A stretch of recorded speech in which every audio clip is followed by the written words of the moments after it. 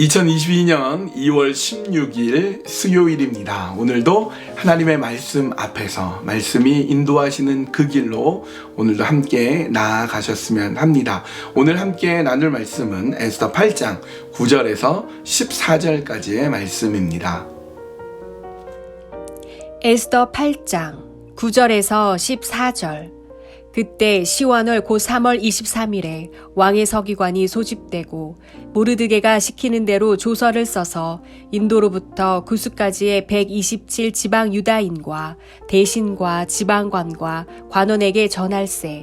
각 지방의 문자와 각 민족의 언어와 유다인의 문자와 언어로 쓰되 아하수에로 왕의 명의로 쓰고 왕의 반지로 인을 치고 그 조서를 역졸들에게 붙여 전하게 하니 그들은 왕궁에서 길러서 왕의 일에 쓰는 준말을 타는 자들이라.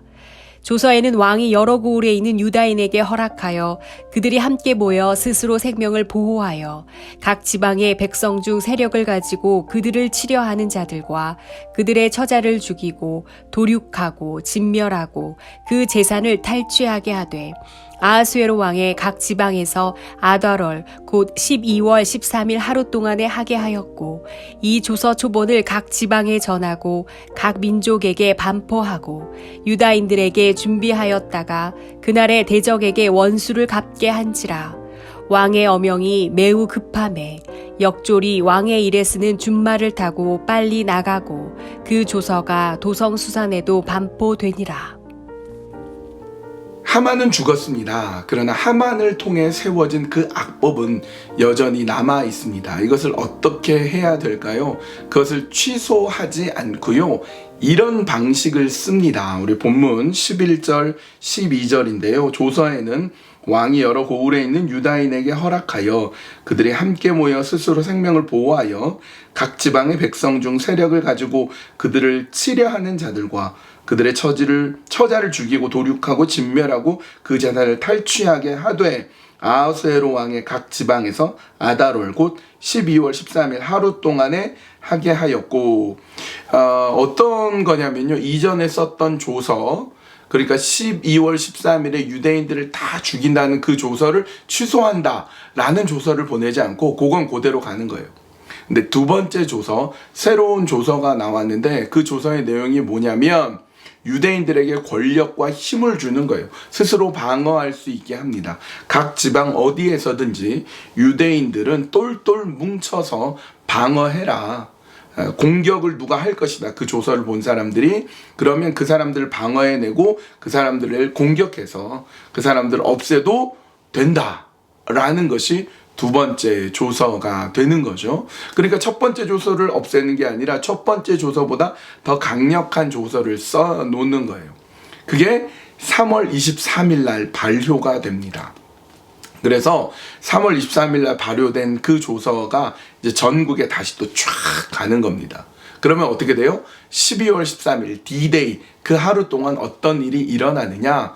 그 처음에 조서를 본 사람들은 유대인들 죽이고 우리 재산을 탈취해야지 라고 갔는데 두 번째 조서에 의하면 유대인들은 똘똘 뭉쳐서 적들을 방어해낼 수가 있는 거죠. 그래서 얼마든지 방어하고 심지어 공격해서 없애도 되는 그런 권력을 주었습니다. 그것이 두 번째 조서의 방식입니다.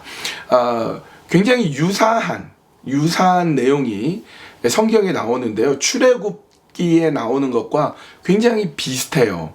10가지 재앙이 있을 때 10번째 재앙은 죽음이 장자를 죽이게 됩니다. 그때 유대인들은 어떻게 하냐면 양의 피를 묻혀서 설주 임방에 바르고 그러니까 문 앞에 바르고 그 집 안에 들어가서 유대인끼리 똘똘 뭉쳐서 꽉 그곳에 숨어 있으면 그 죽음이 그 집에는 가지 않고 유월되는 거예요. 패스오버 되는 거죠. 그러니까 여기서도 역시 유대인들끼리 똘똘 뭉치는 것이라면 지금 에스더 방식은 역시 전국에서 유대인들이 어떤 특정한 지역에 똘똘 뭉쳐서 적들이 오면 싸워라 이런 거예요.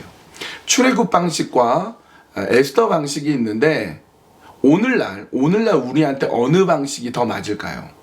출애굽 방식은 아닙니다. 왜냐하면 출애굽은 애굽, 이집트에서 탈출하는 거예요. 엑소더스 하는 거예요. 근데 여러분, 오늘 우리가 어디 갈 데가 있어요?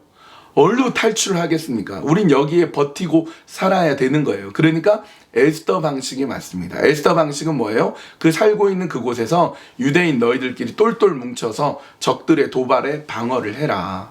그러면 오늘 우리는 어때요? 우리가 살고 있는 이 지역에서 우리도 똘똘 뭉쳐야 됩니다.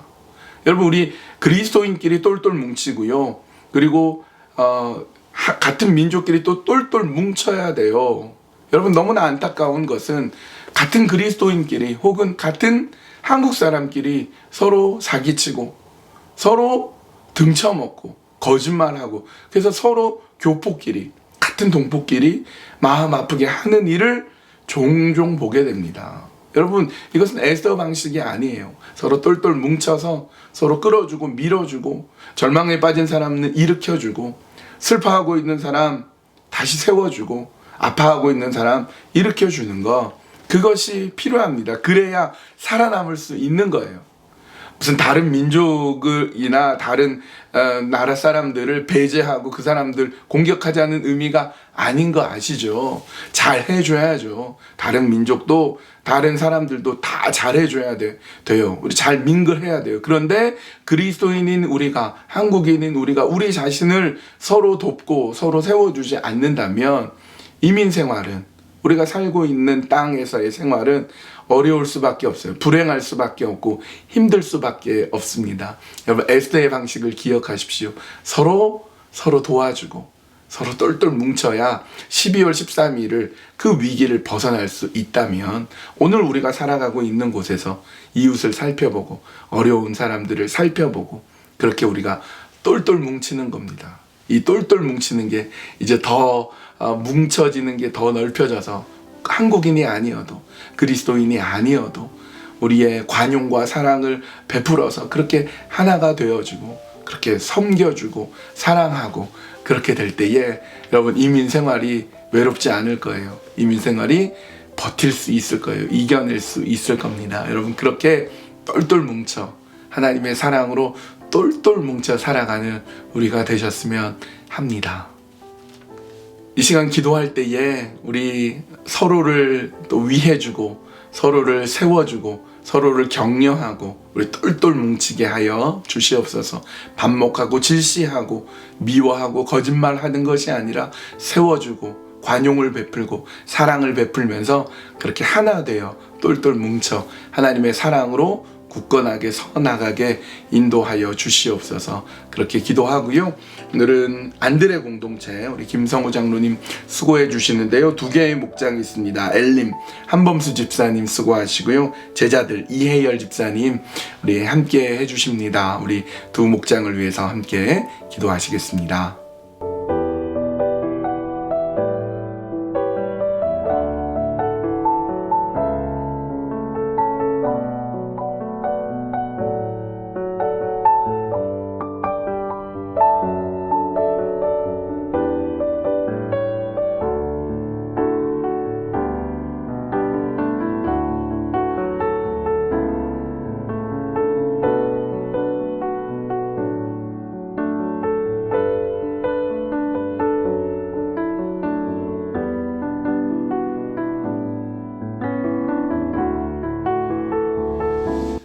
하나님, 우리는 이민 생활을 합니다. 어려운 상황들, 힘든 상황들 속에 있지만 그러나 똘똘 뭉쳐서 서로 위해주고 세워주고 기도해주고 일으켜주고 어려울 때 도와주고 그렇게 섬기면서 우리가 서로 살아가는, 서로 살아내는, 서로 함께 어려움을 이겨내는 지혜를 우리에게 허락하여 주시옵소서. 그래서 하나님 기뻐하시는 삶을 살게 해주시고 반목과 질시와 미움과 거짓말이 아니라 사랑과 은혜를 나눔과 서로 섬기고 도와주는 그런 귀한 삶을 사는, 정말 똘똘 뭉쳐 하나 되는 그런 귀한 이민 생활이 될 수 있도록 하나님 도와주시고 인도하여 주시옵소서. 하나님, 이 시간에 안드레 공동체를 위해서 기도합니다. 안드레 공동체에는 엘림과 제자들 목장이 있습니다.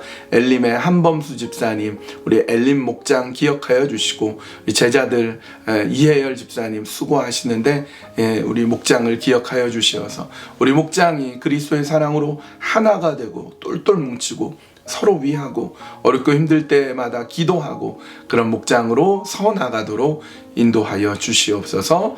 예수님의 이름으로 기도합니다. 아멘. 아멘. 예, 오늘 수요일입니다. 오늘 수요 예배가 있는데요. 여러분, 제가 성도님들께 오늘 양해를 구하겠습니다. 저는 출타 중에 있습니다. 그래서 오늘 수요 예배 함께 하지 못하고요. 저도 온라인으로 수요 예배 드립니다. 박창영 목사님이 또 말씀을 전하고요. 우리 찬양팀 또 함께 합니다. 예배 드리고 또 서로 섬기고 그렇게 함께 하셨으면 좋겠습니다. 오늘도 건강하게 또 하나 되어서 하나님 기뻐하는 삶을 우리가 살아가셨으면 좋겠습니다. 오늘도 주님과 함께 동행하며 살아갑시다.